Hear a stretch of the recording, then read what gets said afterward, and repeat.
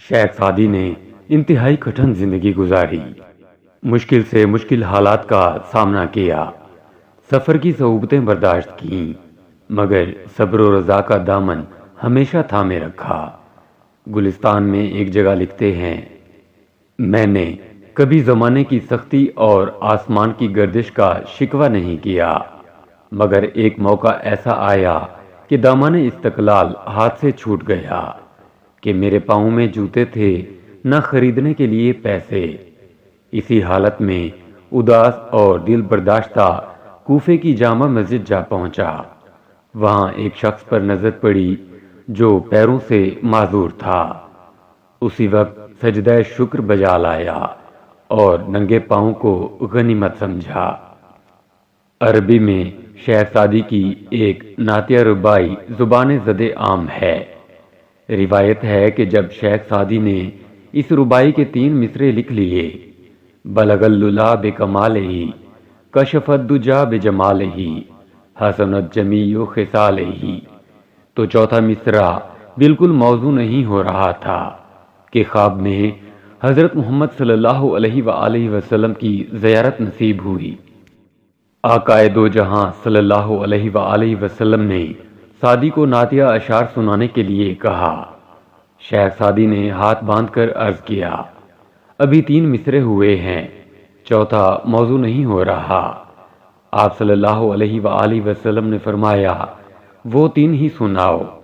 شیخ Saadi نے مذکورہ بالا 3 مصرے پڑھے اور خاموش ہو گئے تو رسول اللہ صلی اللہ علیہ وآلہ وسلم نے فرمایا، کہتے کیوں نہیں؟ صلو علیہ وآلہ۔ شیخ سعدی کی شاعری مقصدیت اور گہری معنویت کے ساتھ ان کی زندگی بھر کے تجربات و مشاہدات کا نچوڑ تھی۔ ہر شاعر کی زندگی کا حاصل ایک شعر ہوتا ہے، اسی کے لیے وہ عمر بھر سفر کرتا ہے۔ اسی طرح شیخ سعدی کی شاعری کا حاصل ان کی یہ ربائی کہی جا سکتی ہے۔ بارگاہ خداوندی میں کی گئی شیخ سعدی کی یہ دعا بھی خاص و عام میں کافی مقبول ہے اور ہر دعا کی زینت بنتی ہے۔ خدایا بحق کے بنی فاطمہ کہ برقول ایماں کنی خاتمہ، اگر دعوتم رد کنی در قبول، منو دست و دامان آل رسول۔ ترجمہ، اے خدا، سیدہ فاطمہ رضی اللہ تعالیٰ عنہ کی اولاد کے صدقے میرا خاتمہ ایمان پر کرنا، چاہے تو میری دعا رد کر دے یا قبول کر کہ میں آل رسول صلی اللہ علیہ وآلہ وسلم کے دامن سے لپٹا ہوا ہوں۔ شاہ ولی اللہ محدث دہلوی فرماتے ہیں کہ میرے والد عبد الرحیم دہلوی نے فرمایا، ایک بار میں درس سے واپس گھر آ رہا تھا، شیخ سعدی کے یہ اشعار میری زبان پر تھے، جو زیاد دوست ہرچے کنی عمر ضائع است، جو سر عشق ہرچے بگوئی بطالت است، سعدی بشو لوح دل از نقش غیر حق۔ اچانک چوتھا مصرع ذہن سے اتر گیا۔ اسی وقت ایک فقیر منش درویش ظاہر ہوا اور چوتھا مصرع یاد دلایا، علمی کہ راہ حق ننماید جہالت است۔ میں نے اس درویش کا نیاز مندی سے شکریہ ادا کیا اور ان کی خدمت میں پان پیش کیا تو مسکراتے ہوئے بولے، یہ مصرع یاد دلانے کی مزدوری ہے؟ میں نے عرض کیا، نہیں، یہ تو بطور شکریہ پیش کر رہا ہوں۔ فرمایا، میں پان نہیں کھاتا۔ پھر انہوں نے لمبا قدم اٹھایا جو کہ کوچے کے آخر تک گیا۔ میں سمجھ گیا کوئی روحانی شخصیت تشریف لائی تھی۔ میں نے کہا، اپنا نام تو بتاتے جائیے تاکہ فاتحہ پڑھ لیا کروں۔ فرمایا، یہی فقیر سعدی ہے۔ شیخ سعدی عجز و انکسار کے پیکر، نہایت خوددار اور عزت نفس کے محافظ تھے۔ غربت و افلاس کے ایام میں بھی محض شکم پوری کے لیے کسی کے احسان مند نہیں ہوئے۔ ایک بار اسکندریہ میں تھے کہ سخت قحط پڑ گیا، لوگ بھوکوں مرنے لگے۔ ایک ایک نان کے لیے شرفاء عزت بیچنے لگے۔ صاحبان علم و فضل جبہ و دستار گروی رکھوانے لگے۔ اسی شہر میں ایک خواجہ سرا نے لنگر خانہ کھول رکھا تھا۔ جہاں بھوک کے ستائے افراد کھانا کھایا کرتے تھے۔ سعدی کے چند دوستوں نے ان سے بھی خواجہ سرا کی دعوت میں جانے پر اصرار کیا، تو شیخ نے صاف انکار کر دیا اور کہا کہ شیر بھوک سے مر تو سکتا ہے مگر خودداری کا سودا نہیں کر سکتا۔ سعدی کے شب و روز مختلف حالتوں اور کیفیتوں میں گزرتے تھے۔ کبھی تو بادشاہوں، امرا، رئیسوں اور مشائخ کی محفلوں میں ضیافتوں کا لطف اٹھایا کرتے، تو کبھی بھوک، افلاس اور فاقہ مستی کے دن آ جایا کرتے۔ لیکن آپ کے لیے تونگری اور فقیری یکساں تھی۔ نہ تو شاہی درباروں میں اپنا توکل اور رضا چھوڑتے، نہ فقر و بے نوائی میں صبر کا دامن ہاتھ سے جانے دیتے۔ سعدی کہتے ہیں، نیک بخت وہ ہے جو کھاتا، دیتا یا بوتا ہے۔ بدبخت وہ ہے جو نہ خود کھاتا ہے نہ کسی کو دیتا ہے بلکہ جمع کرتا ہے۔ ایک عالم دین اپنی تقریر میں شیخ سعدی کے اوصاف بیان کرتے ہوئے کہہ رہا تھا، دنیا نے آپ کو کبھی ابو سعید ابو الخیر کے لباس میں دیکھا اور کبھی محی الدین ابن عربی کے روپ میں دیکھا۔ بادشاہ کے سامنے کلمہ حق کہنے سے زیادہ خطرناک کوئی اور فعل نہیں۔ مطلق العنان حکمران کے سامنے اس کا محاسبہ کرنا اپنی جان سے کھیلنے کے مترادف ہے۔ مگر شیخ سعدی جس مستی اور سرشاری کے ساتھ عام لوگوں سے ہم کلام ہوتے، اسی بے باکی سے بادشاہوں کا احتساب کرتے تھے۔ اتابک ابو بکر علماء کا مخالف اور مشائخ و زہاد کا بہت زیادہ خدمت گزار تھا۔ اس کی تنبیہ کے لیے گلستان اور بوستان میں شیخ نے کئی حکایات لکھی ہیں۔ گلستان کی ایک حکایت ہے، ایک درویش نے بن باس لے رکھا تھا، درختوں کے پتوں پر گزر بسر تھا۔ بادشاہ کو معلوم ہوا تو اسے اپنے محل لے آیا۔ عمدہ رہائش، اچھے کھانے، نفیس کپڑے، دلکش لونڈیاں، خوبصورت غلمان، الغرض آرام و آسائش کا وافر سامان مہیا کیا۔ نتیجتاً چند ہی روز میں درویش کا رنگ و روپ بدل گیا، عادات و اطوار میں بھی خوب تغیر آ گیا۔ بادشاہ درویش کو اس حالت میں دیکھ کر بہت خوش ہوا اور کہا، جس قدر مجھے علماء اور زہاد سے محبت ہے ایسی اور کسی جماعت سے نہیں۔ ایک وزیر نے عرض کیا، حضور، شرط دوستی یہ ہے کہ دونوں کے ساتھ بھلائی کی جائے، اس لیے علماء کو روپیہ دینا چاہیے تاکہ اطمینان سے درس و تصنیف میں مصروف رہیں، اور زہاد کو کچھ نہ دینا چاہیے تاکہ وہ اپنے زہد پر قائم رہیں۔ اتابک ابو بکر کے حسب حال ایک اور حکایت اپنے اندر نہایت لطیف طنز اور سبق لیے ہوئے ہے۔ ایک بادشاہ نے منت مانگی کہ جنگ میں کامیابی پر زاہدین میں زر خطیر تقسیم کروں گا۔ جب وہ فاتح لوٹا تو منت کے مطابق زہاد کو بانٹنے کے لیے غلام کو کثیر رقم دی۔ غلام دانا تھا، شام کو ساری رقم واپس لے آیا اور عرض کیا، بادشاہ سلامت، سارا دن بہت تلاش کیا مگر شہر میں کوئی زاہد نہیں ملا۔ بادشاہ کو اس بات پر بہت غصہ آیا، چونکہ وہ زاہدوں سے محبت کا دعوے دار تھا، سو اسے یہ بھی علم تھا کہ شہر میں کتنے زاہد ہیں۔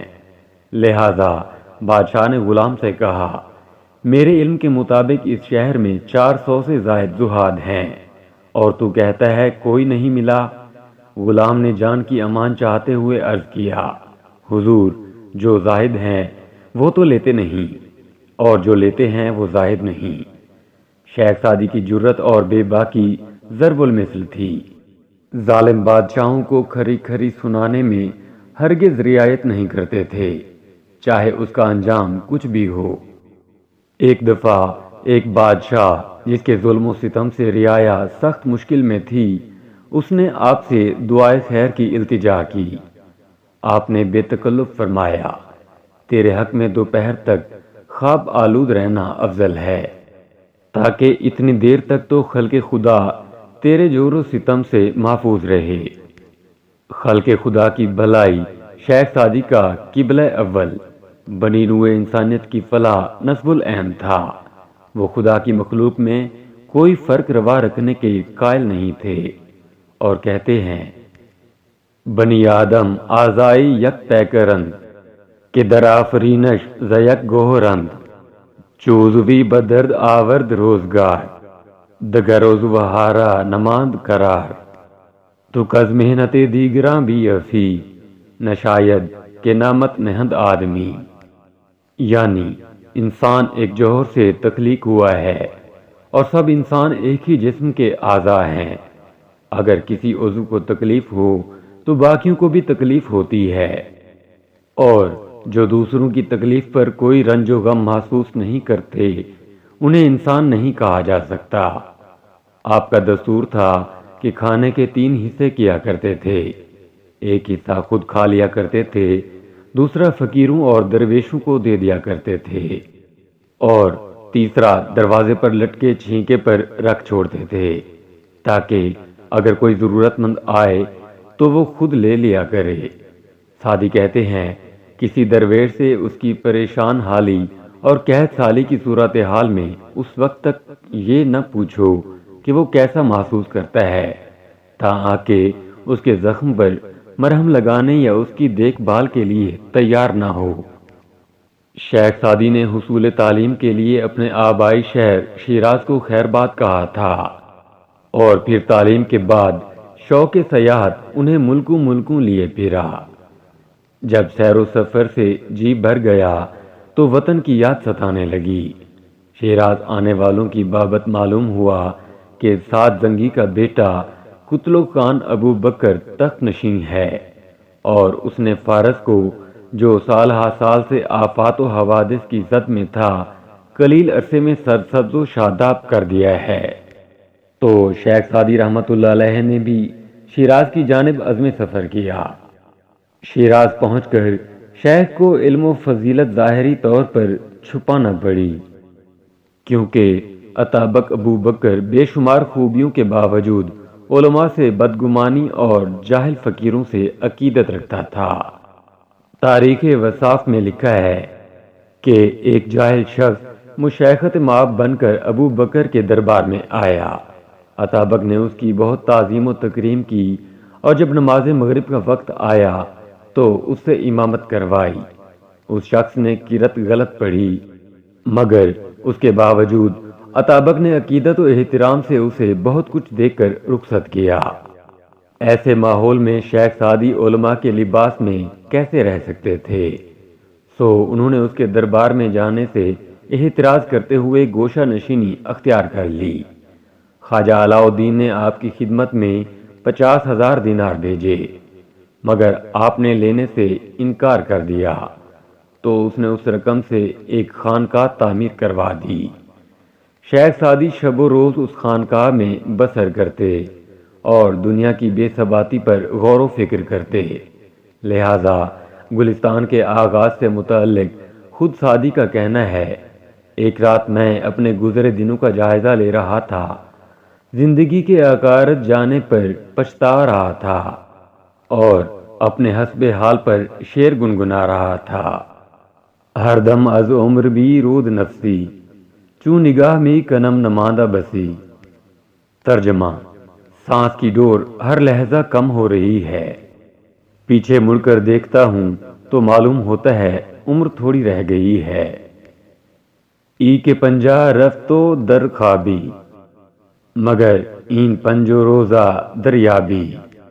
ترجمہ: عمر کے 50 سال گزر گئے اور تم ہنوز خواب غفلت میں ہو، اٹھو، شاید باقی ماندہ چند روزہ مہلت سے کچھ فائدہ اٹھا لو۔ سعدی کی شورا آفاق کتابیں، گلستان، بوستان۔ اگرچہ سعدی نے باقی زندگی خاموشی سے بسر کرنے کی قسم کھا لی تھی، لیکن عمر کی رائگانی کے احساس کے باعث اور ایک دوست کے اصرار پر انہوں نے اپنی قسم توڑ دی۔ شیراز میں بہار کا موسم اپنے عروج پر تھا، ہر جگہ در و دیوار پر سبزہ و گل نمایاں تھے۔ دونوں دوست باغ کی سیر کے لیے نکلے تھے۔ ان کے دوست نے رنگ رنگ کے پھول توڑ لیے۔ جب سعدی نے ان شگفتہ پھولوں کی طرف دیکھا تو شاعر اور فلسفی خیام کے انداز میں ان کی بے ثباتی اور ناپائیداری کا ذکر کرتے ہوئے اپنے دوست سے کہا، میں ایک ایسی کتاب لکھوں گا جو علم سے بھرپور اور دلچسپ ہوگی، اور اس میں دانش کے پھول کبھی مرجھا نہیں پائیں گے۔ اس کے اوراق باد خزاں کے دستے برد سے محفوظ رہیں گے، اور اس کا نام گلستان ہوگا۔ پھر سعدی نے گلستان میں لکھا ہے کہ قسم توڑنے کے بعد یہ ان کی پہلی کتاب ہے جو انہوں نے تصنیف کی، لیکن حقیقت یہ ہے کہ بوستان اس سے 1 سال پہلے کی تصنیف ہے۔ اس کتاب کو فارسی ادب کا شاہکار تسلیم کیا جاتا ہے۔ پرانے نسخوں میں اس کا نام سعدی نامہ درج ہے۔ سعدی نے بوستان کو اپنے اسفار کے دوران تصنیف کیا اور شیراز واپس آ کر دوستوں کے سامنے پیش کی۔ یہ مکمل طور پر شعر و شاعری یعنی مثنوی میں لکھی گئی۔ اس کے 10 ابواب میں 14,000 اشعار شامل ہیں۔ اخلاقیات، تعلیم، سیاست اور معاشرت پر مبنی اس کتاب کو شیخ سعدی نے حاکم وقت ابو بکر سعد زنگی سے منسوب کیا۔ بوستان کی طرح شیخ سعدی کی دوسری کتاب گلستان کو بھی فارسی ادب کی ایک بلند پایہ کتاب تسلیم کیا جاتا ہے کہ یہ نظم و نثر کا ایک مرکہ ہے۔ اس کے 8 ابواب ہیں جن میں سعدی نے اپنے تجربات و مشاہدات کو حکایات کی صورت قلم بند کیا ہے۔ کچھ واقعات ایسے ہیں جو انہوں نے دوران اسفار لوگوں سے سنے۔ کتاب کی جادو بیانی اور شہرت کا چرچا شیخ سعدی کی زندگی ہی میں 4 دانگ عالم پھیل گیا تھا۔ شیخ سعدی جہاں بھی جاتے انہیں گلستان سعدی کے نام سے جاننے والے پہلے سے موجود ہوتے۔ سلیس اور سادہ زبان میں لکھی گئی کتاب گلستان فارسی کی پہلی کتاب ہے جو کسی پرنٹنگ پریس میں شائع ہوئی۔ یہ کتاب بھی شیخ سعدی نے حاکم وقت ابو بکر سعد زنگی کے نام کی کہ سعدی کی گوئی بلاغت ربود، در ایام ابو بکر بن سعد بود۔ ترجمہ: سعدی جو بلاغت کے میدان کا شاہ سوار تھا وہ بادشاہ ابو بکر سعد کے زمانے میں تھا۔ اس وقت سعدی نے نہایت کثر نفسی سے کام لیتے ہوئے یہ الفاظ کہے تھے، مگر آج گردش زمانہ نے ثابت کر دیا کہ سعد زنگی کا نام سعدی کی وجہ سے زندہ ہے۔ امریکہ اور یورپ میں شیخ سعدی کے اثرات۔ ڈیوڈ روزن بام نے 19ویں صدی میں گلستان کے ترجمے کے تعارف میں لکھا ہے کہ سعدی قارئین کو یہ بھلا دیتے ہیں کہ انہیں کچھ سکھایا جا رہا ہے۔ سعدی کے اشعار شہد میں ڈوبی ادویہ ہیں۔ یورپ میں شہرت حاصل کرنے والے اولین فارسی شعراء میں سعدی نے فرانس اور دیگر جگہوں پر والٹر، ڈیڈرو، گوئٹے اور وکٹر ہیوگر جیسے روشن خیال اور رومانوی مصنفین پر واضح اثرات مرتب کیے۔ امریکہ میں سعدی نے رالف والڈو ایمرسن کو بہت زیادہ متاثر کیا ہے۔ ایمرسن نے اپنی نظم میں شیخ سعدی کو انسانی دلوں کا دلدار اور ان کے حکیمانہ باتوں کو آفاقی قرار دیا۔ گلستان کے فرانس گارڈون کے ترجمے کے تعارف میں ایمرسن نے لکھا ہے کہ اگرچہ ان کی زبان فارسی تھی لیکن وہ ہومر، شیکسپیئر، سروینیس اور مونٹین کی طرح تمام اقوام عالم سے مخاطب ہیں اور وہ ہمیشہ کے لیے تازہ کار ہیں۔ بعض کا خیال ہے یورپ فارسی ادب کو سعدی کی نظموں کی وجہ سے جانتا ہے، جبکہ بعض مصنفین نے سعدی کو مشرق کا شیکسپیئر بھی کہا ہے۔ الطاف حسین حالی حیات سعدی میں لکھتے ہیں، گلستان کی عظمت اور بزرگی زیادہ تر اس بات سے معلوم ہوتی ہے کہ جس قدر غیر زبانوں کا لباس اس کتاب کو پہنایا گیا ہے ایسا فارسی زبان کی کسی اور کتاب کو نصیب نہیں ہوا۔ سعدی کو گلستان اور بوستان تحریر کیے ہوئے بہت سے خزاں کے موسم گزر چکے ہیں، لیکن جیسا کہ صدیوں پہلے شیراز سے واپس آنے کے بعد انہوں نے پیش گوئی کی تھی کہ ان کی حکمت و دانش سے بھری یہ کتابیں وقت کی آزمائش پر پوری اتریں گی، تو وہ 100% سچ ثابت ہوئی۔ سعدی کے بقول گل ہمین 5 روز و 6 باشد وین گلستان ہمیشہ خوش باشد